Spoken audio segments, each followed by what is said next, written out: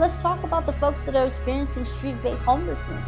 I mean, what was going on with the park for the longest time? Sorry, but 90 tents of individuals who were rendered homeless for a multitude of reasons. Okay. But many of them after the eviction moratorium was lifted in the state of Illinois and Cook County, because they, after COVID, could not afford to live in their homes because they were unemployed. Sorry to interrupt you. Was those also regular people? Because a lot of people, like I hear, oh, it's all the immigrants. If you want to purchase a home that's key turn ready, you're looking at spending an upward of $700,000, $800,000 in the purchase. Right now, at a moment with a 7.75 interest rate or higher, and property taxes, they average between $10,000 to $14,000 a year. Ask me who can afford to live here. No one. Is there anything you guys are doing behind the scenes to help out the person that's been here for 50 years and wants to stay there and doesn't want to sell it at all? Right now, property tax increase are the #1 driving force of gentrification and displacement. The #1 reason right now people are putting for sale signs in the front of their homes is because of that property tax bill. They can't afford it. It's almost a legal way how to kick them out. What we call naturally occurring affordable housing, 2 to 4 flats in the city of Chicago, right? Like your pops owns a 4 flat. The nephew can live on the first floor, child can live on the second, right? Like it's how we go. It's how we too. It's how we roll. What we started seeing is these buildings get converted from 2 to 4 flats, be converted into multi-million single-family homes, 100%, right? Selling at $1.5–2 million a pop, right? Making it extremely unaffordable now to live around the 606 now. I had an apartment on Rockwell and Wabansie. You did? Right? Ask me if I can live by Rockwell and Wabansie today. I can't. Alderperson, what an honor to be here today. Thank you so much for having me. I appreciate it. Yeah, thank you for coming over. Yeah. I'm so impressed of your story, how young you are, how passionate you are, and not only how real you are. So I do meet a lot of politicians out there, and you know, they're not as real. But besides all that, I'm really here more to talk about, because I know you're a huge advocate about housing. Yeah.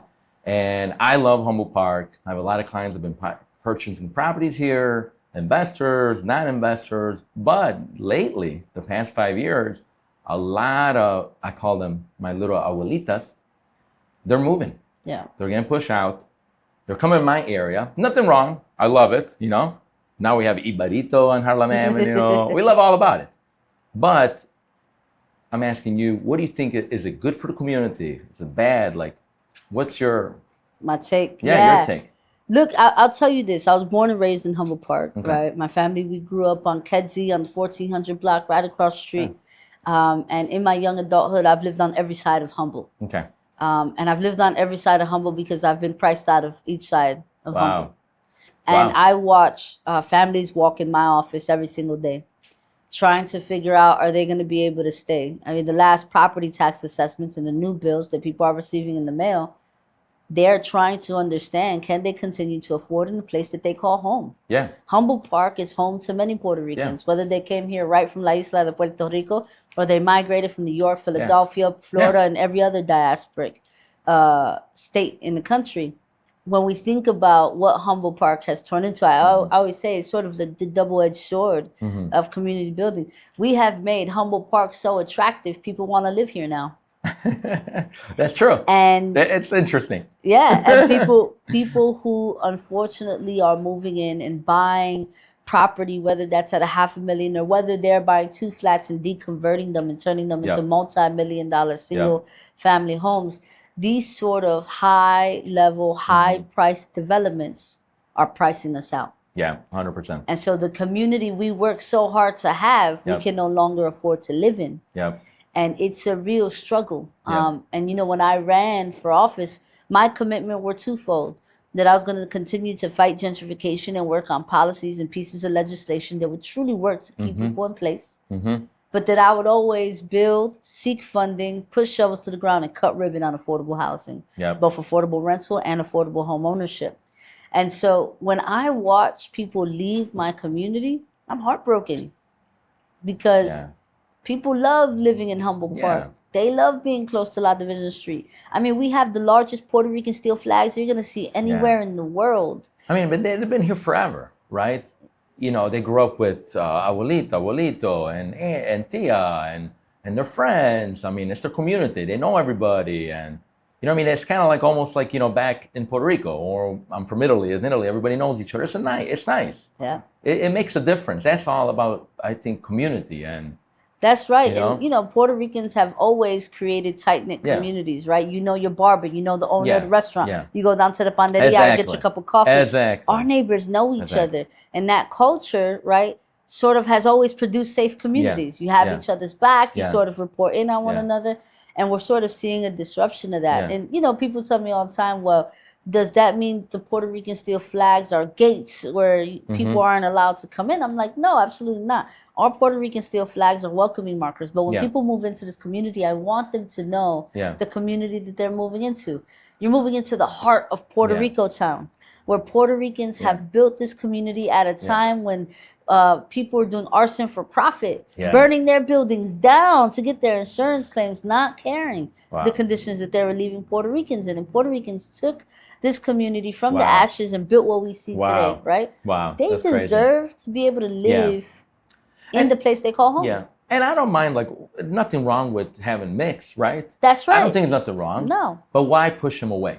Right. You know, I feel that is wrong, in my opinion. Yes. I think, look, we have fantastic neighbors, by the way. There are neighbors who have moved here from other states, other cities, other parts of Chicago, who come because they love Humboldt Park for the community that it is, right? I tell folks all the time, when you move into the community, also support the communities there. Shop at the local coffee shop, right? Support the arts and culture spaces.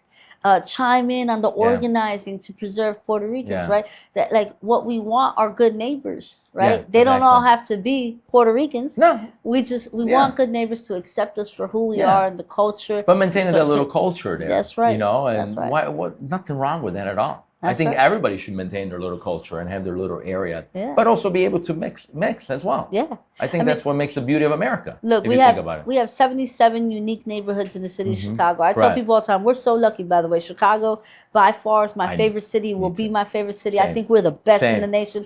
And no one's going to convince me. Besides the cold. Besides the cold, everything else, you're right. No one's going to convince me otherwise. You want to know why? We have 77 unique neighborhoods. And I tell people all over the country, traveling to Chicago is like seeing the entire world and all of its continents in one-stop shop, right? You get to go to Bronzeville and see the excellence of Black culture, right? You can go to Devon and be able to be in one with your Indian siblings. You go to La Villita, right, and respect Mexican culture. You go to Chinatown and you feel like you're somewhere completely different, crazy. right? It's pretty amazing. And then you come to Division Street and feel like you're touching Puerto Rico. That is the beauty of the city of Chicago. We shouldn't seek to change that, right? So yes, we should have multicultural people living in the same geographical areas, but should respect the culture and the community that it provides for a certain ethnic group. Yeah, you know, you've been 2 years in. 2 years, in office. In May. In May. Wow, amazing. And you're trying. You're trying hard. I see your stuff.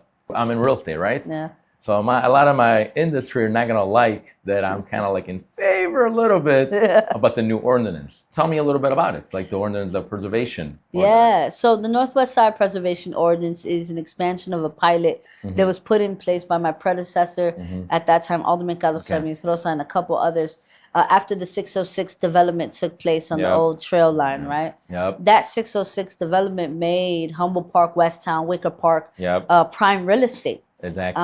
Where many individuals wanted to build their homes, their condos, right adjacent to the 606. But what happened when they did that?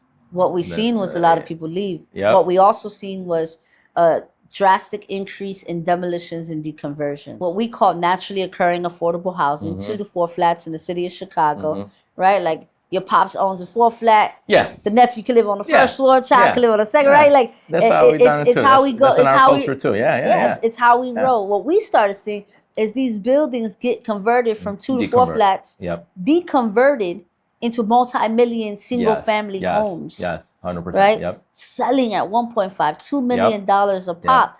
Right, making it extremely unaffordable now to live around the 606. Now, I had an apartment on Rockwell and Wabansie. You did. Right? Ask me if I can live by Rockwell and Wabansie today. I can't because of how expensive it is. Also, if you travel down that block, there's very little 2 to 4 flats because all we see is single family homes. Yeah. So what we did is we took the pilot that existed. We increased the surcharge for demolition. Okay. We increased the surcharge for deconversions. Okay. But we also added a TOPA piece, a tenant right of first refusal. Okay. And the reason we believe that to be so important is because when we were watching these 2 to 4 flats be sold in our neighborhood, tenants weren't being told, hey, this building's on the market, right? So it's pretty much to help the tenant to give them a shot on the property, right? That is correct. This ordinance says, 1, the landlord has to let the tenants know that they intend to sell the property 30 days before they put the property online, right? Okay. Doesn't prevent them from putting the property online, doesn't prevent them from selling. Okay. Once that landlord, that owner gets a third-party offer, they are to tell their tenants, I got a third-party offer at this price. If they want to sell the building for $1 million, that is their right. This ordinance does not at all dictate. So nothing to do with the price? Nothing to do with the price. So you got to pay the fair price, the tenant not getting a special discount? Nope. Nothing to do with that? If there's a third-party offer for a building at $1.5 million, the tenants would have to match the $1.5 million. What this particular component of the ordinance does is it gives tenants the opportunities to do a couple things. Build a tenant association so that they can go in on the building together. Not one tenant has to buy. They can all say, we all want to purchase. Build a tenant association, and then the association can purchase the building. That way they can all stay in their units, right, and own. Or kind of like a co-op. Kind of like a co-op. Or it could be half of the association that says, yes, we want it, and the other half association could opt out. There is a period in time in which they can form the association. Then in good faith negotiation, because we also don't want tenants trying to screw over owners, right? In good faith negotiations, they have to go get a pre-approval or a letter from a third-party organization saying the financing and a process will be committed for ownership of that building. Then they have the time to close on the building, right?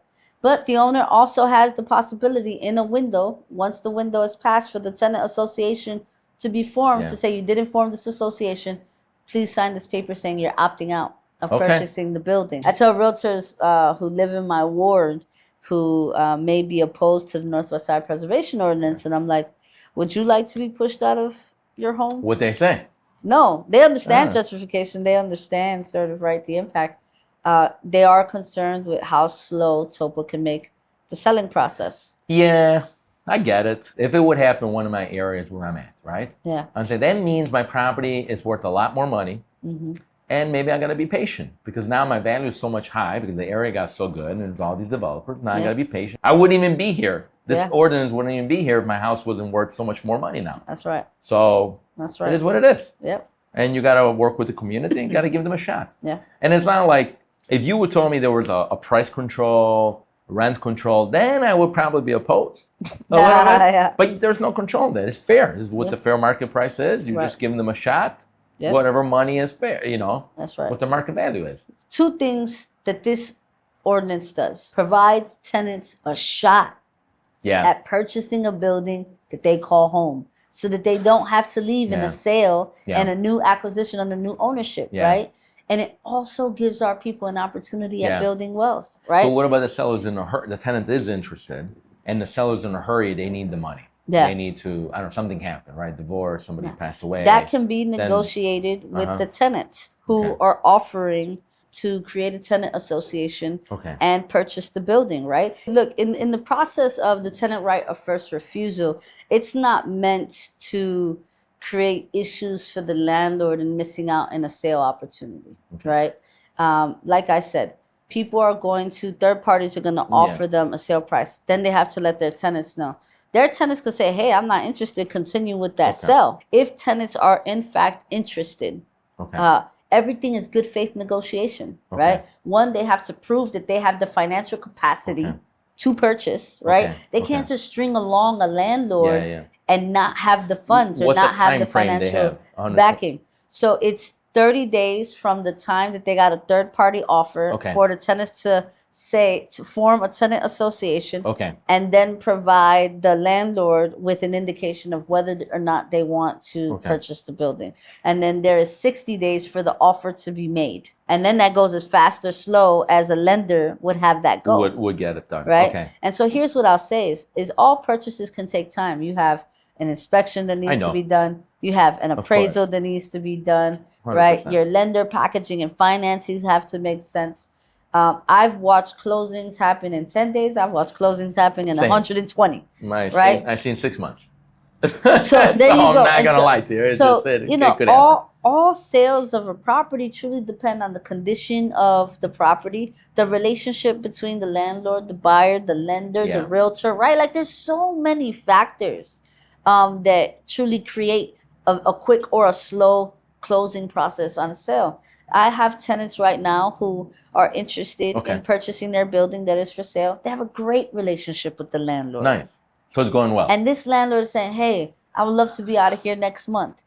This tenant associate, they're working their butts off to make it happen, right? Because it was transparent. The landlord was honest about him needing to sell. They was going to post it on the market, making sure that they understood their rights as it related to the sale of the house, but also being honest about his position in terms of where he needed to be. For you, you see that as a huge success story right there. I do. Because if that ordinance wasn't in place, then that would never happen. Probably. One of the tenants have lived there for 20 years. Wow. Doesn't want to leave, would love. That is a huge success story. Yeah. I totally agree with that. I'll tell you the truth. And a lot of people in my industry would say, no, but they still always had a shot. Not really. Yeah. And it's true. Because behind the scenes, we are taking the cash offer. We are taking the developer. The seller wants to work with the easiest buyer. Yeah. And unfortunately, the tenant is not good and bad. They're not going to be the easiest buyer, right? Yeah. This ordinance is kind of going to force them a little bit to at least consider them. Right. And I'm not saying you should do this across the board, the whole Illinois state, right? I'm a landlord. I have properties. I probably won't like that if that would come to one of my properties. Yeah. Full disclosure. But in certain areas where this is happening, 606 pop up, right. And all of a sudden everybody get kicked out. And all the Walita I'm representing, they're coming around my ear. Nothing wrong, again. Yeah. But it's not right. Like they're like getting displaced right away so quickly. Right. And we could say, yes, it's good for Chicago. Maybe it'll become the next Wicklow Park. But then again, is the real people from Wicklow Park still there? Yeah. Or are they all gone? Yeah. I think they're gone. Yeah, absolutely. So would a Humboldt Park be the same thing? Not if I can help it. I know, that's why. Not if I can help it, good, no. Good, I mean, we're working hard every single day to do a couple of things, ensure that we have policies in place to protect people, give people an opportunity to purchase, but we're also building affordable housing and affordable homeownership. Okay. Yeah, I'm taking the 12 city lots that we have and giving them to developers with the Chicago Land Trust, right? To put these properties in land trust and to build. I'm really familiar with it. Yeah, to build single family homes where middle class families have the opportunity at home ownership. Look, right now in Humboldt Park, if you want to purchase a home that's key turn ready, you're looking at spending an upward of $700,000, $800,000 in the purchase. Yeah. Right now, at a moment with a 7.75 interest rate or higher. Yep. And property taxes, they average between $10,000 to $14,000 a year. Yeah. Ask me who can afford to live here. No one. Impossible. It's impossible. But what about the taxes too? Like, is it affecting, like if somebody's coming, they're building all these properties, is affecting also the assessments of the geographical area? That is correct. Look, in Humboldt Park, our property tax assessments on average seen a 30 to 40% increase. Yep. On average. Is there anything behind the scenes? Again, I don't know, right? I'm not a politician. I'm in real estate. I don't know a lot of little ins and outs. Is there anything you guys are doing behind the scenes to help out the person that been here for 50 years and wants to stay there and doesn't want to sell it at all? Yeah. Well, with her taxes. Here's the thing that we do just on a daily basis. We assist individuals with property tax appeals at every single cycle, right? In every single township. We are having conversations with the Cook County Assessor about the impact of these assessments. The impact that, look, right now, property tax increase are the number one driving force of gentrification and displacement. The number one reason right now people are putting for sale signs in the front of their homes is because of that property tax bill. They can't afford it. It's almost a legal way how to kick them out. Right. Sorry. I hear. I don't disagree. That's what I know. Again, I'm in real estate. I should not even tell you about this stuff. Yeah. But that's what I noticed in my experience. One, we have to be having conversations with the Cook County Tax Assessor on the impact of these assessments, right? And two, we need to do something about the tax formula. The tax formula in the state of Illinois is always going to be geared to the market, value. Yep. If we are building brand new $1.5 million homes, it disproportionately jacks up the market rate of the geographical area. And so if we're assessing based on market value, we are going to push people out. Yeah, 100%. Simple math 100%. Here, right? I think people don't understand. That's the problem. They're not really, first of all, they're not in the trenching. And then they're looking like the headline, how you say it? The headline, that's it. Yeah. And then they're making up this whole story. Yep. Oh, they want to give free houses to everybody. Nobody wants to work. Nobody wants to do that. That's what it is. And they think about all this bad stuff. That's why when I looked into an ordinance, trust me, there's a lot of people doing what I'm saying. Nobody likes what I'm saying. But I don't disagree because like everybody, I could see this place, exactly what you're telling me. Yeah. I could see how people are moving out. And then sometimes they don't want to leave, but they're forced to leave. Yeah. You know? And look, I'll tell you this, that in our office, we see it all, right? Yeah. We get constituents that come in, whether that's with an eviction notice because their landlord is going to sell and the new owner has no intention of keeping them, or homeowners who come crying with that tax bill and say, the house that I've been living in for 40 years, I have to leave. Correct. Because I can't afford it anymore. Yeah. The work that we do here today is addressing that, those interpersonal encounters with our residents in which anger, fear, and disappointment sits front and center because the community that they help build, they can't live in anymore. They can't live in anymore, yeah. The property tax is a huge problem. Huge problem. Because that's also pushing like even the landlord, right? And I'm just talking as a landlord too. You push a landlord, like, dude, my tax went up 40%. Yeah. Who's going to cover the cost? And then you're going to the lady that's renting there, that's been there forever, and you're increasing her $500. And her $500, then she's coming here and crying like, hey. Yeah. My wife and I, we own a 2-flat, and we understand, right, the difficult positions that rental owners are in. Their sort of overhead costs exceed the income that's coming in, right? And they're not in a position to subsidize that for their tenants. Exactly. And they're, they have to make a difficult decision to raise the rent, knowing that tenant may not be able to afford it, but they have to just sort of cover the cost. Because at the end of the day, like even this whole inflation, taxes, all the increase, everything, it's passing down at the end of the day to the poorest person. I mean, and we're creating a society where it's going to be rich and poor. The middle class is going to go away if they keep going like that. Yeah. I mean, it's very difficult, I think, to live in a city in which the financial burden is continuously put on its residents. There's several things we got to obviously address. That's going to be a hard one. You're going to have to fight a lot. That's why I ran for office. I ran for office so I could fight every single day for the people I represent. It's important. Yeah. If somebody doesn't do it, who else is going to do it? That's right. That's right. And, I tell folks all the time, elections matter. Local elections matter. Yeah. And, my first political project was to be a part of a campaign that's called Humboldt Park No Se Vende. Humboldt Park is not for sale. Yeah. I was 17 years old. Wow. When I was like, I don't want to move out. Yeah. And I don't want us to sell out either. Right? It was at the beginning of the conversation of the 606 development. And I was like, of course we should have great amenities. But why does great amenities mean that we have to leave? What about quick question, maybe a little off subject. Because a lot of people think like, okay, we're offering affordable homes, right? And they think, oh, they're giving the houses for free. Nothing is for free. I'm just saying, like, it doesn't mean they don't get it for free. They're still like, they have to make a certain income or certain stuff, correct? Look, I'll tell you this. Affordable housing today ain't even affordable. Yeah. Right? Yeah. When we talk about building affordable homes in the city of Chicago, you're looking at families that make $40,000, $50,000 a year, right? And they're still going to have to pay $1,000, $1,100, or $1,200 in rent, right? Correct. And so, no, it's not for free, right? The affordable housing that we're building is to build apartment units that are below market. Just so people don't have a misunderstanding. Yeah. They think like, oh, they get free money. We have to be able to have, look, if we're going to solve for the housing crisis in the city of Chicago, right? We need to have a diversity of housing options.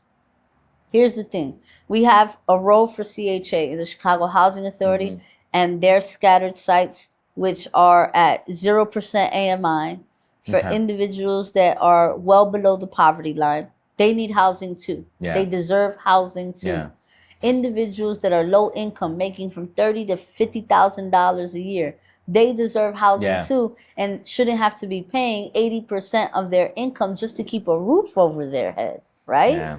We need to have affordable home ownership opportunities for the individuals that aren't making $200,000, $300,000 a year, right? Maybe they're making $70,000, $80,000 a year, but they deserve to also be on a trajectory to build generational wealth. Right. And also, let's talk about the folks that are experiencing street-based homelessness. I mean, what was going on with the park for the longest time? Sorry, but 90 tents of individuals who were rendered homeless for a multitude of reasons. Okay. But many of them after the eviction moratorium was lifted in the state of Illinois in Cook County, because they, after COVID, could not afford to live in their homes because they were unemployed. Sorry to interrupt you. Was those also regular people? Because a lot of people, like I hear, you know, again, it's not stuff that I hear on the street. Like, oh, it's all the immigrants. No. It wasn't 99% of my tent encampment were Chicago-born residents.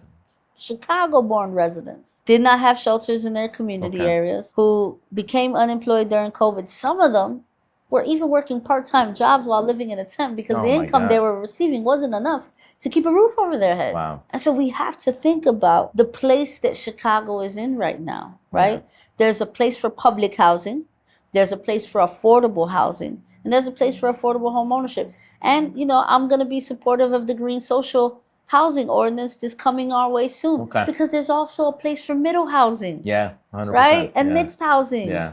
But we have to be able to look at communities across the city of Chicago and say, well, what does this particular community need, right? I need affordable housing in a rapidly gentrifying community. Communities in other places where they have 1,000 vacant city lots, they need development with middle housing because they need to be able to elevate the market. But Chicago should be more strong. Like, they should be more direct and invest more on all that stuff, in my opinion, to improve those areas, to help out and to create those housing. And you know, we are working on that with every piece of legislation. If they stay on the streets, again, then what it creates more crimes. Right. It creates more problems, right? If people are desperate, they're like, I got nothing to lose. Look, I'm fully convinced that if we have a diverse set of housing options, we also build a safer city. 100%. When people don't have to worry about 100%. how they're going to keep a roof over their head or how they're going to get their next meal, they are less likely to engage in risky behavior. You got to give some people some hope. That's right. If they have some hope, they have some housing, little job. But if your solution just start building and push them out, right, you're just pushing the problem. Well, yeah, you're not solving it. You're not solving it. You're moving it. You're moving it. This is going to be another problem somewhere else. That's right. We are making it happen right here in the 26th ward. You better. I'm joking. I'm positive. You got 55,000 contingents, relying on you, right? I'll tell you this: in the 26th ward, not just Humboldt Park, because I represent 5 community areas: Westtown, Humboldt Park, Logan Square, Hermosa, and Belmont Cragen. Hermosa too. Yeah, for the last 3 months, we have not had one homicide. Not one. Wow.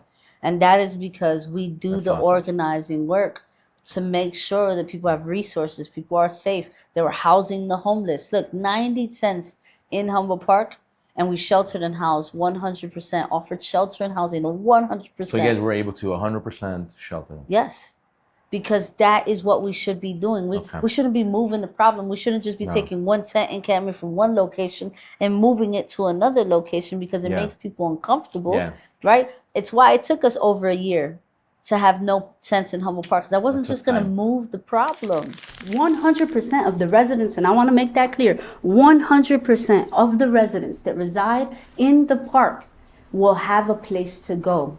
We have just opened a brand new shelter in Maria Haddon's ward with 70 non-congregate rooms. Individuals that are in the park today will be able to access that non-congregate shelter today. Today they get a non-congregate shelter, a room of their own, a dignified shelter system where they can have a sense of privacy and where they're going to be attached to case management and where they get enrolled in the coordinated entry process to make sure that they get housed. It's not ethical. That's not moral. So you worked on it directly? We worked on it directly every single day since the second I got into office. Man, was focused on making sure we could provide shelter and housing to the people in the park. I heard you're doing a lot of groups too, community groups. Yeah. To stuff happening in the community, directly versus just calling the cops. There's nothing wrong. I got a lot of buddies cops. Yeah. Tell us a little bit about that. So I have one of the first committees I installed on my first day in being in elected office was my committee on community safety. Okay. That committee is comprised of people from my office, violence prevention organizations, police district counselors, and residents who care about building safe communities for everyone. And in that committee, we look at the crime data every single month. Okay. And every single month, we identify what we call hot pockets of our ward, right? Okay. In many instances, people will look at hot pockets and say, oh, we need to flood that area with police and cameras and all this other stuff. Yeah. Which there is a role for police visibility. There is a role for cameras. But those tools alone don't build safe communities, right? And so we have to pair them with additional resources. Our community and our committee works on providing resources to those areas that we consider hot pockets. So we do things like safety walks, knocking door to door, letting residents know that there are organizations knocking doors, every door, not just voter doors, every door.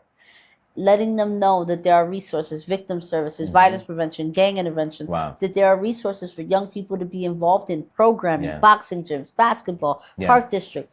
We also make sure that we are increasing youth employment numbers. We make sure that our gang interventionists and violence interventionists have a presence in that community to be able to mediate the gang tension in that area. Are you guys doing stuff in schools too? We do it in schools. We do it in parks. We have pop-up events.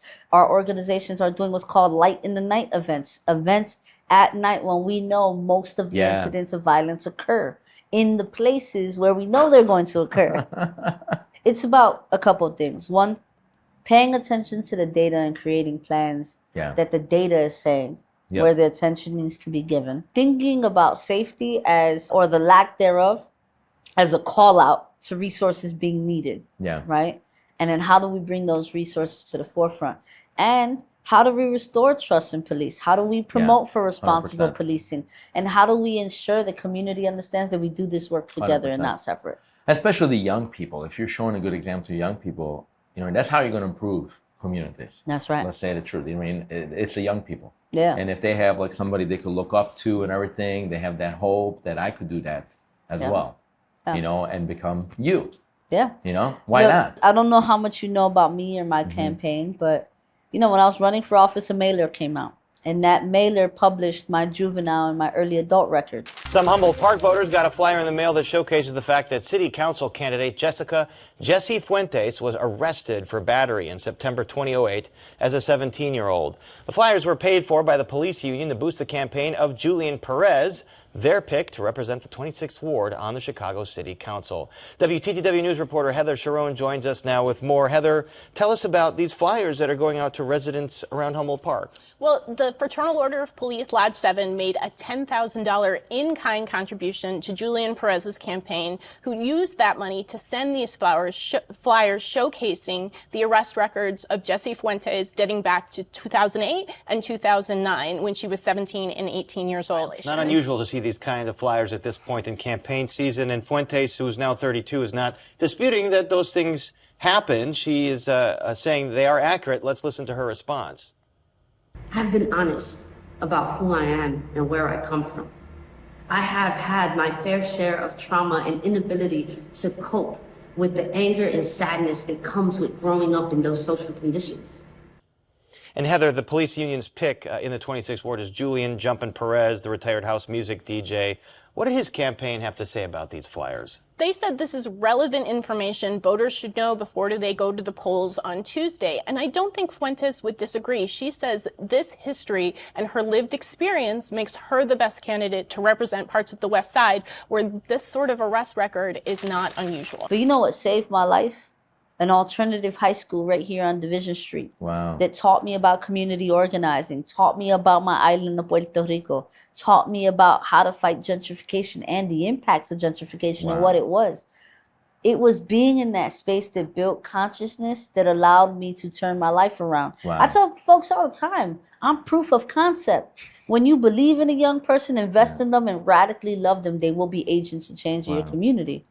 It is because of the resources of this community I get to be the alderperson of the 26th Ward. That's huge. If people thought that I was only worthy of being in prison because of the trouble I got into as a young person, I would never be here.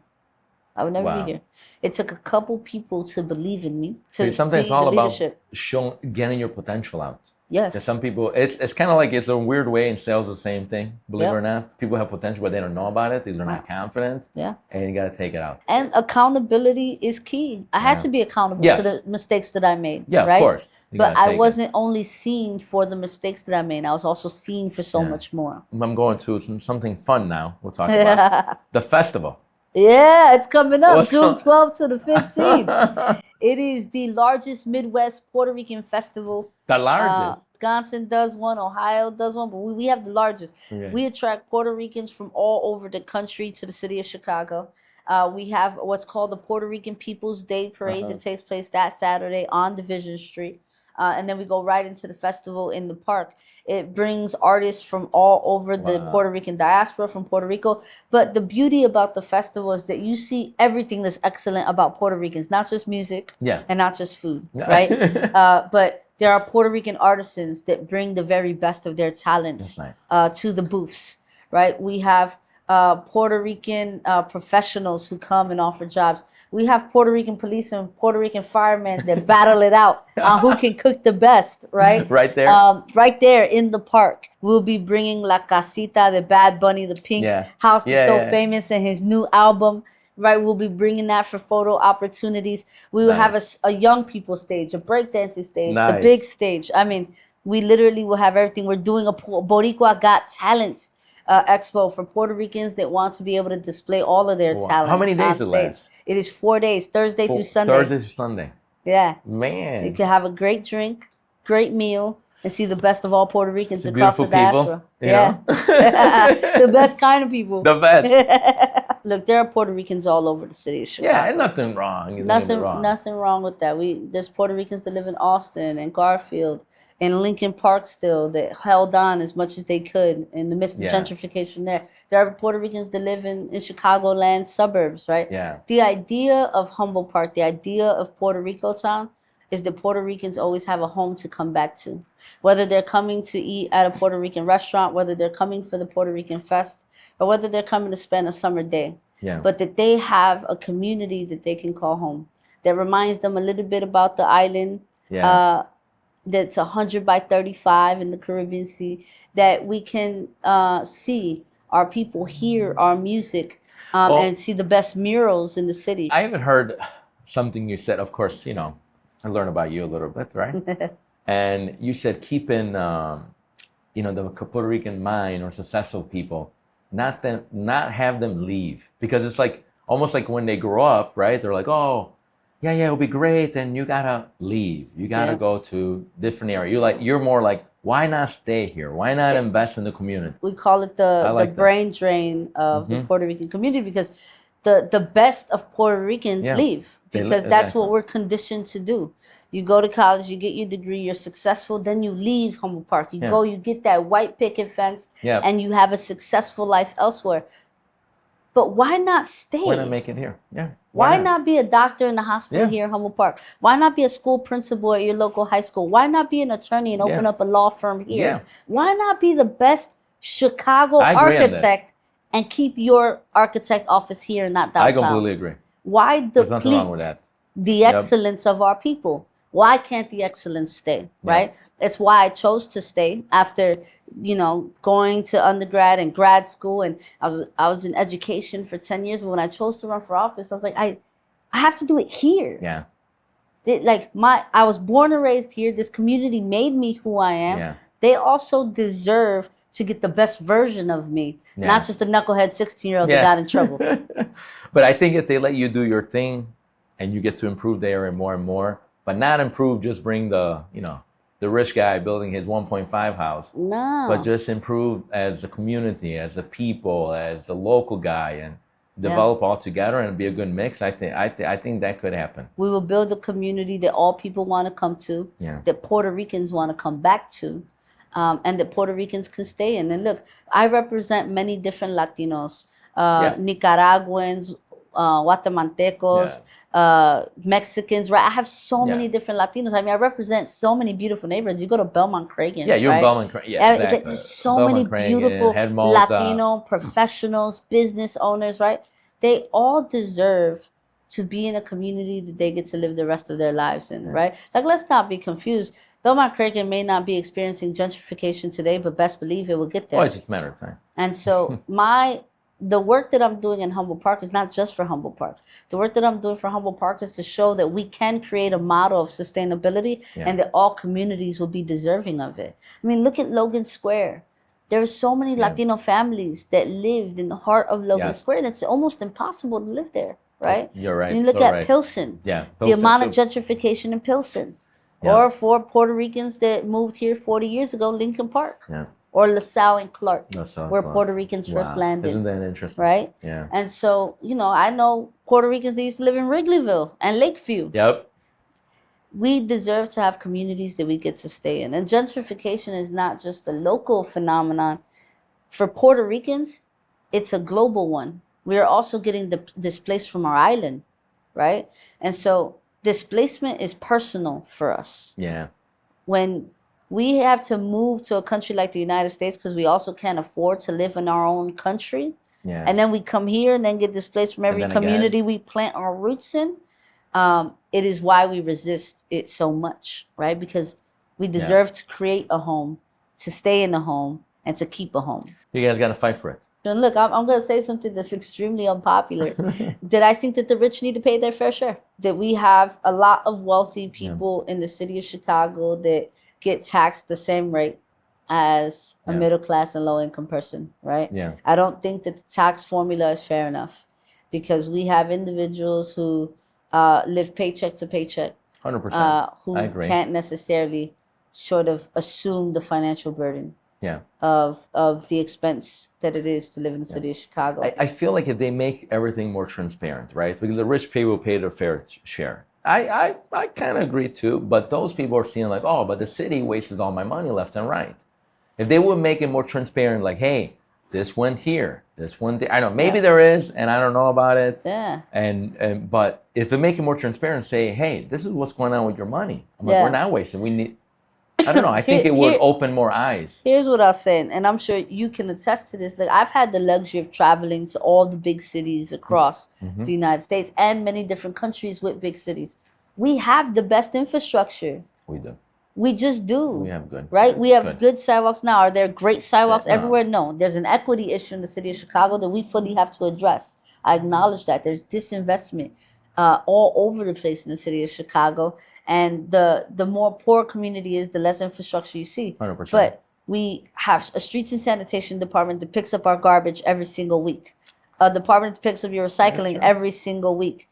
A grid program of forestry, cutting your trees. Yeah. We have $1.5 million allocated to every single ward for infrastructure to replace things like sidewalks, streets, speed humps, alleys.